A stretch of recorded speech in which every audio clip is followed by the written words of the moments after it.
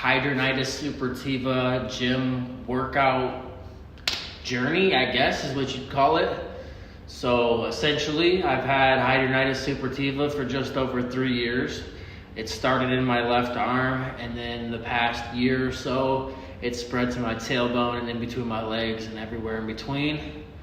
I used to work out a lot, used to be in great shape, didn't have anything holding me back physically. And as of the end of last year, we're in the beginning quarter of 2025. The last half of last year, I was either stuck in a hospital or curled over a bed, unable to move. My arms didn't go above my head very well. I couldn't sit down at all. Just very, very bad condition. I know exactly what it's like to deal with it. The doctors that see me, that are used to seeing me now, ever since I've been getting a medicine called Humira and putting in a lot of hard work, they can't believe the results I've gotten. It's still far from perfect. I'm probably bleeding all over on my downwards half, but I'm able to sit down, so that's what matters. And I'm gonna make this video to show you what kind of workouts I do to get mobility back in my arm, my legs, what I like to do. If I don't do the workout right now, I'll at least explain what I do, but I'm gonna try to get a lot of workouts in for you guys and tell you how I've overcame a lot of the obstacles I've gotten with this. So with my arm, for the longest time, my right arm's good for some reason. It's always attacked my left arm and now like my downstairs areas. But my left arm, the highest I was able to probably get it is about right here. Now as of today, we probably got 95%. It's a little lower, but also I have a vest kind of pulling back. So we have a lot of our movement back. We have quite a bit of rotation. Feeling back, for a while it went numb. First it was like unable to move because of how much pain. Then I lost complete feeling of it, and then it got stiff, and now we're coming back to what I want to say is normal, at least for right now. So one of the biggest workouts that I was doing, and I'm still doing, is what I call a modified hammer curl. So if you have HS and you have it in your armpits, I would start with something like this. If you can only do the hammer curl itself, do some hammer curls. It works really well. It gets some blood flowing, your arms get moving. It's not too super hard like the normal curls are if you're really injured like I was. And you can start with some standard hammer curls. Now, once you feel comfortable with these, however long it's been, you can start getting to this modified hammer curl where you want to bring it over your shoulder and get that extended stretch every time you go up. So especially for my bad side, getting that extended over the shoulder movement is what's given me a lot of my mobility when it comes to moving my arm that way. So this alone has done a lot of good for me. Like I said, I could only lift my arm up about this high. Now we're about all the way there. It's amazing. So I do a bunch of sets of these my workouts were still just as long. I would do 1 to 2 hour workouts every day, and this would be a lot of it. It might not seem like a lot, but when you weren't able to move your arms not too long ago, it turns out it is a lot. Everything's dead. With HS, it tunnels into your muscles and your skin. So it's a lot more work than it might look like. So the next workout that I tend to do that helped me significantly, and it's almost more of a stretch, is you want to do kind of like a skull crusher. I have a 15-pound weight here. I'm going to lift it over my head. And you can either, if it's too much to go up and down, it's too tender, you don't have that type of mobility, just start where you can, whether it's just lifting it over your head or barely getting it over your head, and just hold a nice stretch. If you're a little better than that, it's not too awful, then you can start getting some reps in. This alone has allowed me to get a lot of my mobility back. I've done this for probably close to an hour every day for the past 3-4 months, and that's allowed me to be able to get my arm back, essentially. It's really helped. This isn't a workout I would typically do before HS. I'd probably just be doing some bench, some normal curls, a lot more push-ups, but when you can't do it, and you want to be active and you want to get back to trying to be able to do it, this is a great way to get a mobility back in your arm. You're not gonna find a lot of videos online because it's a rare condition.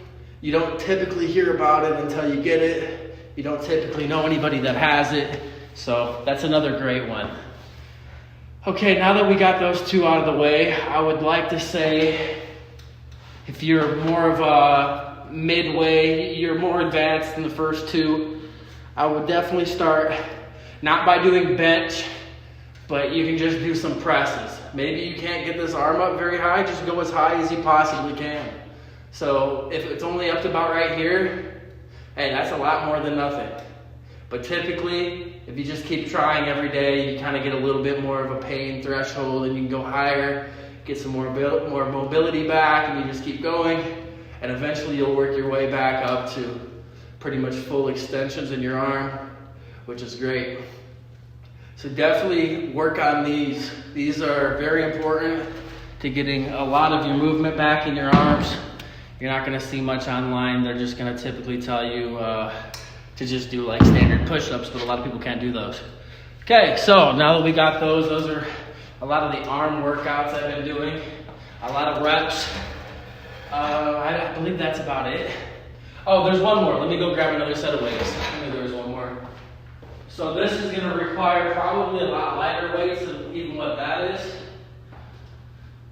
Those are 15s. I typically like to do probably 8-pound weights. There's two more, I actually forgot one. So these are like some butterflies. I do about half the size. Those are 15-pound weights, these are 8s. So just doing, this is a crazy workout because all the tension is a lot of where my damage is. So doing some butterflies, I might have to move over a little bit close to the window. Doing butterflies really help a lot. It's targeting all the muscle that you might not have been using for multiple years. Just work on form. If you can only do a couple, just do a couple, man. Doesn't matter where you start, just keep going with it. And slowly your muscles will heal as much as it can. Your body will get used to the pain that it causes, and you can just work through it. I mean, it's all about progress. A side note, another thing you're gonna wanna do, huge thing you're gonna wanna do is not compare yourself to where you used to be, especially if you were in really good shape before. You gotta put that all in the past and just keep working from where you're at. That'll really help your mental. But the last arm workout I wanna show you guys before I move on to some stretches that really help me is, I don't know what you'd call it. It's essentially you're gonna grab one dumbbell, whatever weight you can, and you're going to, a lot of people don't like throwing up weights, but if you don't have the muscle to manually lift it up nice and slow, what I'd recommend is throwing the weight up to wherever you're comfortable and then just bringing it down as slow as you can until you get the strength back up to just bring it up without throwing it. And eventually you'll work your muscles and get your movement back so you can do this in one motion and you can really start getting a good stretch in a place that you might not be able to anymore. Again, it's not gonna happen overnight. I don't want you to try it. Just slowly keep continuing to do the workout. Try to do maybe more reps. I'd probably stick to the same weight so you can see how it feels and the difference from 1 week to the next. But yeah, I do about 10 to 15 reps, and I probably do about 3 sets of this. So alternating from the other 4 arm workouts, and that'd be a really great way to get a lot of movement back in your arms with weights. Now I'm gonna do a couple stretches that have really helped me out a significant amount. Sorry about that, I'm gonna take my shoes off. All right, I'm also gonna drop this down, so I know we're good. Okay, so I have the same problem with my arms in the insides of my legs and my tailbone. Like I said, I wasn't able to sit down for a long time. I used to sleep standing up with my top half leaned onto the bed because I couldn't lay anyway or sit anyway because my tailbone was so bad. But for the most part, if you're not quite at that level of pain and you can still sit down, highly recommend getting your stretches in. So again, I start with kind of like a butterfly stretch. I do the same stretch mid-workout every day. So I'll hold this for a good 20 to 30 seconds, or however long you feel. Get a nice stretch in. Open up your hips, your legs, and your back. This condition definitely messes with your mobility and makes everything very sore and tense. So staying on top of it and fighting back is very important. The more you take and you don't work out while you're getting worse, the harder it will be to fight back. And I take that from my experience. Go as hard as you can without hurting yourself, pretty much. All right, so once I get that in, I'm gonna switch to like single foot stretches, go back and forth. It's pretty simple stuff, but once we get past this, I'll make them real quick, but I also wanna get a stretch in. Do both of these. I'd go for longer. I'd do 30 seconds to a minute. Do them both individual, then do them together. Hold it again, 30 seconds to a minute, but I don't want to make this video too long. Once you get that, I like to get to my knees and then lay back onto my tops of my feet. You can push your chest out, look up to the sky, make sure kind of everything's aligned. You can adjust your back. Now you might not be thinking that's a big deal, but imagine when your tailbone's off center and you can't sit down, everything kind of gets stiff and stuck that way. And if you leave it for a long time, it really hurts when it pops back. So simple stuff like this I took for granted, but I learned the hard way and I'm not gonna do that again. It's a lifetime condition, so I gotta stay on it myself. It's not like I get to forget anytime soon. So I do this, then I'm gonna drop, I don't know how the camera is, if it'll pick it up. Okay, it'll pick it up. So then I'm gonna drop down, put my knees to the ground, straight back, arch, look up to the ceiling, get a good stretch. This really does a lot to your tailbone. Got to be careful with this one. If it's really bad, you probably wouldn't be able to do it this far, a stretch. But where I'm at right now, feels pretty good. Weighted vest definitely doesn't make it any easier. I wouldn't do it with a weighted vest. I just haven't taken it off yet. So I do this type of stretch. And then I end it with like a plank. And you can kind of work the adjustments out in your lower back while you're doing it. So I'll do a little plank. This does quite a bit to your tailbone too. For some reason, your body likes to self-adjust when you're in like a plank position. And then I would do a plank for 30 seconds to a minute and then work my way up. And that's typically my stretch. Knee needs to pop. Okay, so we did actual weights for the arms. I showed you my stretch. Now I'd also do some push-ups for the arm, just body weight. But typically, if it's that bad, it's the movement that hurts you. I'd resort back into planks or maybe like a deep front stretch. Excuse me. Now the biggest thing I've done with my legs other than the stretching has definitely been the bicycle. Now the bicycle's a little different because, like I said, for a long time I was unable to sit, so that wouldn't have helped at all. So if you're at the point where you can still sit down pretty well, I would just go a high incline on the bike, not a high speed, because a lot of rubbing isn't good. Do a high incline, really put a lot of weight on your calves, and you don't have to go fast, just really consistent, and work on getting more and more time on the bike. Now, if that's too hard, like you can see, I got two bikes right here. This bike is the one I typically use because I can sit down, it's no big deal. The one next to it was a little better because it wasn't a ton of pressure on my tailbone when it was bad. So kind of depending on what bikes you got, I would suggest doing one of the two. And if anything, if you're in pretty good shape but you just can't sit down very well, you can also try to stand up and bike. I did a lot of that before I was in the gym, and that's okay. You just gotta be a little careful of not overdoing it or hurting yourself.